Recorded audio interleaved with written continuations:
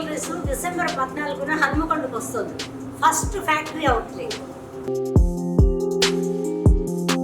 కారం రంగు రుచితో ఉంటుంది. ఆచి మిరపపొడి అదరగొట్టే కారం రంగు రుచి.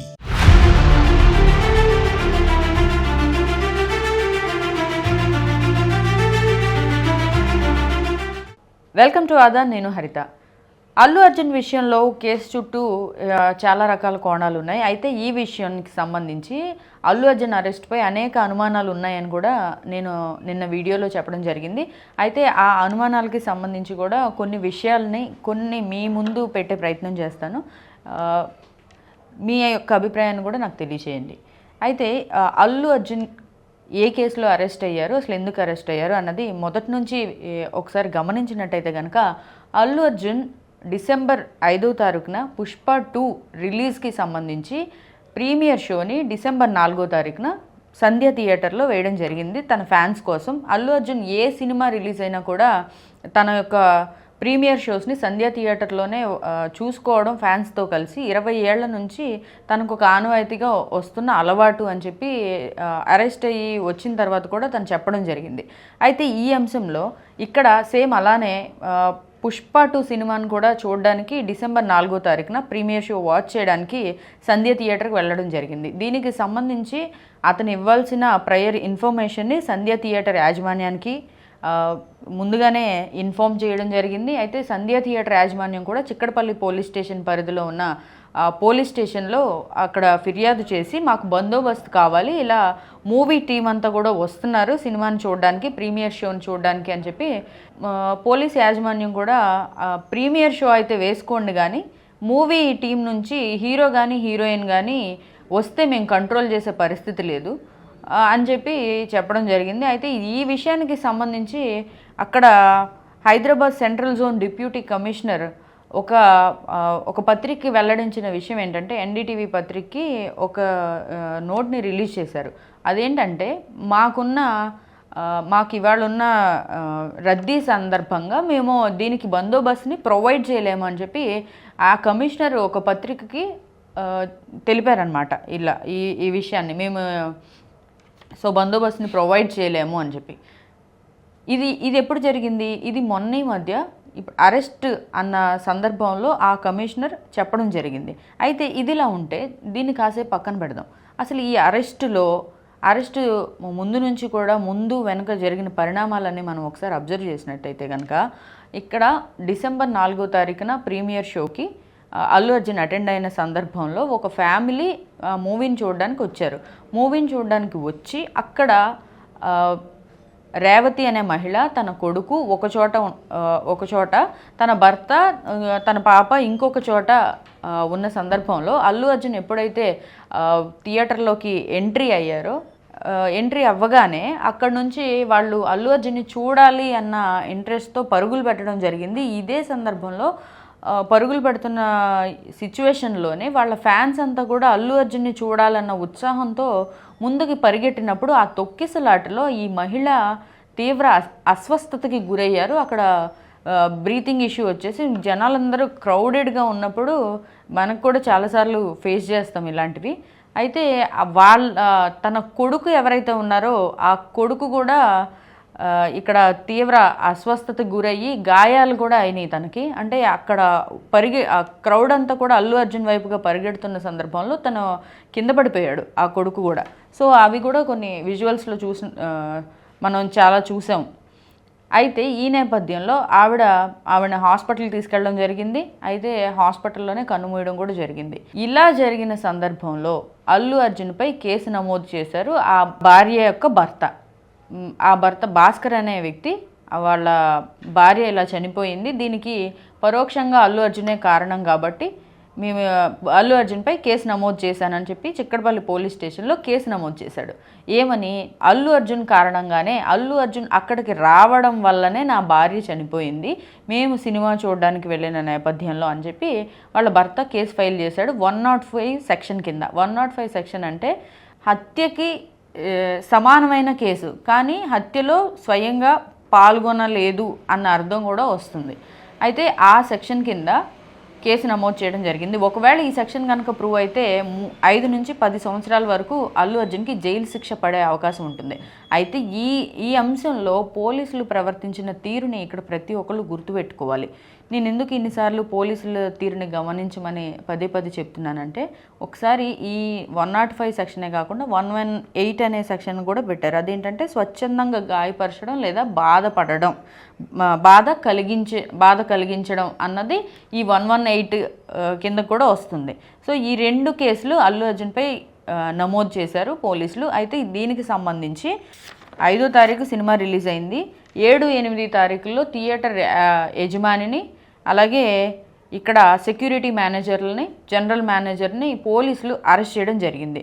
అంటే అల్లు అర్జున్ కూడా అరెస్ట్ అవుతారని చెప్పి పోలీసులకి ముందుగానే తెలుసు. అంటే వీళ్ళ ముగ్గురిని అదుపులోకి తీసుకున్నప్పుడు నెక్స్ట్ అల్లు అర్జున్ కూడా అరెస్ట్ చేస్తారని పోలీసులకి తెలుసు. అయినా కూడా ఎలాంటి ఇన్ఫర్మేషన్ అల్లు అర్జున్ టీంకి కానీ అల్లు అర్జున్కి కానీ సినిమా యూనిట్కి కానీ ఎవరికి ఇక్కడ పోలీసులు ఎలాంటి ఇన్ఫర్మేషన్ ఇవ్వలేదు.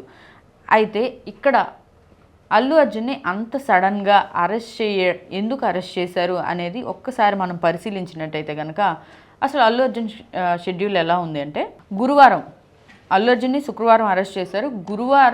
గురువారం రోజు పుష్ప 2 1,069 కోట్లు ఒక వారంలోగా కలెక్షన్లు సాధించిన సందర్భంగా ఢిల్లీలో ఒక ఈవెంట్కి, అంటే మూవీ టీం తరపున ఒక ఈవెంట్కి అటెండ్ అయ్యి శుక్రవారం మార్నింగే అల్లు అర్జున్ సిటీలోకి వచ్చారు, హైదరాబాద్లోకి వచ్చారు. అయితే నార్మల్గా రిలాక్స్ అవుతున్న టైంలోనే 11 గంటల సమయంలో చిక్కడపల్లి పోలీసులు అల్లు అర్జున్ ఇంటికి వెళ్ళడం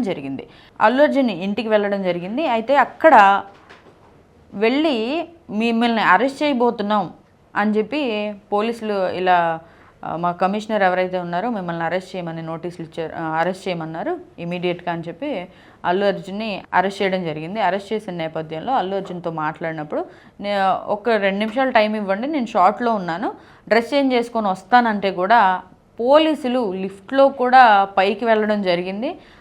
అతనికి కనీసం 1 గంట సేపు కూడా అరెస్ట్ అని తెలిసిన నెక్స్ట్ మినిటే ఆయన అరెస్ట్ చేయడం, పోలీస్ కస్టడీలోకి తీసుకోవడం, హాస్పిటల్కి తీసుకెళ్ళడం, పోలీసులు అన్ని చర్యలు తీసుకోవడం అన్నీ జరిగిపోయినాయి వెంటనే. సో నార్మల్ కేసుల్లో అయితే ఎక్కడ కూడా ఇంత ఫాస్ట్గా పోలీసులు రియాక్ట్ అవ్వరు, ఇంత ఫాస్ట్గా కూడా ఎక్కడ ఏ సందర్భంలో కూడా ఇంత ఫాస్ట్గా చర్యలు తీసుకునే అవకాశం ఉండదు. అయితే ఇక్కడ ఏం జరిగిందంటే అల్లు అర్జున్ విషయంలో మార్నింగ్ నుంచి 11 గంటల నుంచి మొత్తం 6 అన్నీ జరిగిపోయినాయి. ఇక్కడ ఒకసారి మీరు గమనించినట్టయితే 11 గంటల సమయంలో పోలీసులు అక్కడికి వెళ్ళడం, వాళ్ళ ఇంటికి అల్లు అర్జున్ ఇంటికి వెళ్ళడం, అక్కడ నుంచి అరెస్ట్ చేసి 11:45 ప్రాంతంలో అరెస్ట్ చేసి చిక్కడపల్లి పోలీస్ స్టేషన్కి తీసుకురావడం, అరెస్ట్ చేసిన వెంటనే కోర్టుకి తీసుకెళ్లకుండా ఇక్కడ పోలీసులు చేసింది ఏంటంటే హాస్పిటల్కి తీసుకెళ్లారు. గాంధీ హాస్పిటల్కి ఎందుకు తీసుకెళ్లారు?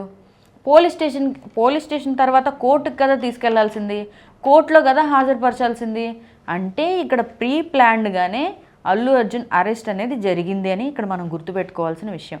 ఎందుకనంటే అరెస్ట్ చేశారు, వెంటనే తర్వాత తీసుకెళ్లాల్సింది పోలీస్ స్టేషన్ తర్వాత కోర్టులో హాజరుపరచాలి. కోర్టులో హాజరుపరిచే ముందుగానే ఎందుకు హాస్పిటల్కి తీసుకెళ్లారు అని అంటే, కోర్టుకి తీసుకెళ్లే టైంకి ఒక 3-3:30 ప్రాంతం అయిపోతుంది. 3-3:30 ప్రాంతంలో ఒకవేళ ఇతనికి రిమాండ్ విధించాలి అని అంటే కనుక మళ్ళీ హాస్పిటల్ ఇతను ఫిట్గానే ఉన్నాడని చెప్పి హాస్పిటల్ నుంచి విచారణ కోరుతుంది కోర్టు. సో అందుకని చెప్పి వెంటనే ప్యారలల్గానే ఇక్కడ హాస్పిటల్కి తీసుకెళ్ళిపోయి అన్ని టెస్టులు చేయించేసి ఇతను ఆరోగ్యంగానే ఉన్నాడు అని చెప్పి లాస్ట్ మినిట్లో కోర్టు దగ్గర సబ్మిట్ చేసేద్దామన్న ఉద్దేశంతో ముందుగానే పోలీస్ స్టేషన్ నుంచి డైరెక్ట్గా హాస్పిటల్కి తీసుకెళ్ళి అక్కడ నుంచి ఆ టెస్టులన్నీ ఏదైతే టెస్టులు ఇతను ఫిట్గానే ఉన్నాడు, ఎలాంటి ఇబ్బంది లేదు అనే టెస్టులు ఏదైతే కోర్టు అడుగుతుందో ఆ టెస్టులన్నీ అక్కడ గాంధీ హాస్పిటల్లో చేయించేసి డైరెక్ట్గానే అక్కడ తీసుకెళ్ళిపోవడం జరిగింది. కోర్టులో హాజరుపరిచారు. అంటే ఇక్కడ అర్థమవుతుంది ఏంటి, పోలీసులు వాంటెడ్గానే దీనికన్నా ముందు ఏదైతే వివరాలు కోర్టు అడుగుతుందో ఆ విట్నెస్లన్నీ కూడా సేకరించి పోలీస్ శాఖ దగ్గర పెట్టుకుంది. అల్లు అర్జున్కి అరెస్ట్కి సంబంధించి ఏదైతే విట్నెస్లు కావాలని చెప్పి కోర్టు అడుగుతుందో డైరెక్ట్గా చూసిన విట్నెస్లు ఎవరైతే ఉంటారో వాళ్ళ దగ్గర నుంచి కూడా స్టేట్మెంట్ తీసుకొని, తన భర్త దగ్గర నుంచి స్టేట్మెంట్ తీసుకొని, సంధ్య థియేటర్ యాజమాన్యం దగ్గర నుంచి స్టేట్మెంట్ తీసుకొని, ఇవన్నీ కూడా ప్రూఫ్స్ అన్నీ ముందుగానే రెడీగా పెట్టుకుంది పోలీస్ శాఖ. ఇలా రెడీగా పెట్టుకొని వాంటెడ్లీనే అల్లు అర్జున్ని అరెస్ట్ చేశారు. అరెస్ట్ చేసి ఈ కోర్టులో ప్రవేశపెట్టడం జరిగింది. అక్కడ ఈ గ్యాప్లోనే ఇదంతా ఒక పక్క జరుగుతుండగానే ప్యారలర్గా అల్లు అర్జున్ న్యాయవాదులు ఈ కేసుకు సంబంధించి క్వాష్ పిటిషన్ వేయడానికి రెడీగా ఉన్నారు. క్వాష్ పిటిషన్ వేయడానికి రెడీగా ఉన్న సందర్భంలో ఆల్రెడీ అరెస్ట్ చేసిన తర్వాత క్వాష్ పిటిషన్ ఎలా వేస్తారు అని చెప్పి అడిగింది. క్వాష్ పిటిషన్ అంటే ఏంటంటే ఇక్కడ నిరాధారమైన కేసు ఇది, ఈ కేసుకు సంబంధించినంత వరకు ఈ వ్యక్తి మీద పెట్టాల్సిన కేసు కాదు ఇది అని చెప్పి కొన్ని ఆరోపణలు అయితే జరుగుతాయన్నమాట ఈ క్వాష్ పిటిషన్ వేసే సమయంలో. అప్పుడు ఈ క్వాష్ పిటిషన్ని వేస్తారు ఇలాంటి సందర్భాల్లో, దీనికి ఇతనికి ప్రత్యక్షంగా ఎలాంటి సంబంధం లేదు అన్న సందర్భాల్లో. అయితే ఈ క్వాష్ పిటిషన్ వేయడానికి నిరంజన్ రెడ్డి అలాగే అశోక్ రెడ్డి అనే న్యాయవాదులు, అల్లు అర్జున్ తరపు న్యాయవాదులు కోర్టులో ఫైట్ చేస్తూనే ఉన్నారు దీనికోసం. అయితే కోర్టు ఏమంటుంది, ఆల్రెడీ అరెస్ట్ అయిపోయిన తర్వాత ఈ పిటిషన్ ఎలా వేస్తారు అని అంటుంది ఒక పక్క. అయితే వీళ్ళ వాదన ఏంటి, ఆల్రెడీ అరెస్ట్ అవ్వడానికి అసలు సరైన కారణాలే లేవు, అది ఈ కారణాలతో ఇతను ఎలా అరెస్ట్ చేస్తారు, తనకున్న రైట్స్ని, ఫండమెంటల్ రైట్స్ని తను ఉపయోగించుకున్నాడు, ఆల్రెడీ సంధ్య థియేటర్కి ఇన్ఫర్మేషన్ ఇచ్చాడు, ఈ సంధ్య థియేటర్ వాళ్ళు కూడా పోలీసులకి ఇన్ఫర్మేషన్ ఇచ్చారు, పోలీసులు కూడా దీనికి సంబంధించి ఎలాంటి ఇన్ఫర్మేషన్ సంధ్య థియేటర్కి ఇవ్వలేదు అని చెప్పి వీళ్ళ తరపు వాదనలన్నీ కూడా వినిపిస్తూ ఉన్నారనమాట.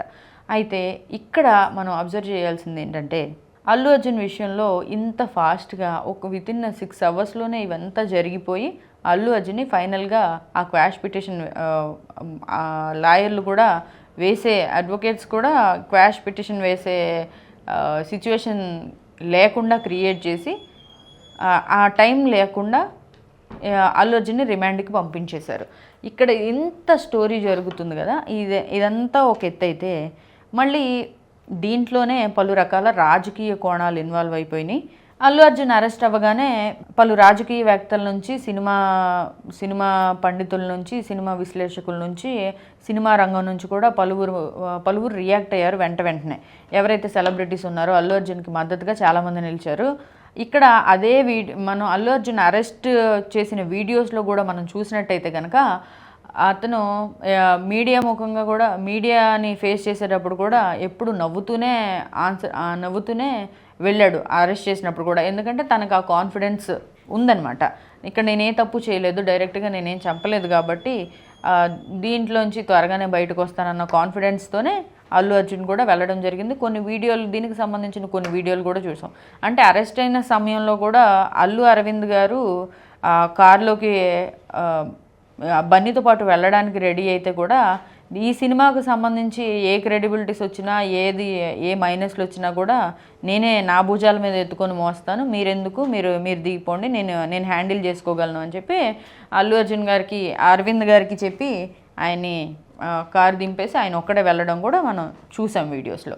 అల్లు అర్జున్ అరెస్ట్ అయిన నేపథ్యంలో చాలామంది రియాక్ట్ అయ్యారు, వాళ్ళ స్పందనని తెలియజేశారు, వాళ్ళ మద్దతును తెలియజేశారు, విమర్శలను తెలియజేసిన వాళ్ళు ఉన్నారు. అయితే ఇక్కడ ఈ పర్టికులర్ అంశంలో తెలంగాణ రేవంత్ రెడ్డి గారు ప్రభుత్వం ఒక ఇంత తప్పు చేసిందనే చెప్పాలి. ఎందుకంటే ఇది నిరాధారమైన కేసులో అల్లు అర్జున్ని ఎంత తొందరగా రియాక్ట్ అయిన విధానాన్ని అందరూ విమర్శిస్తున్నారు.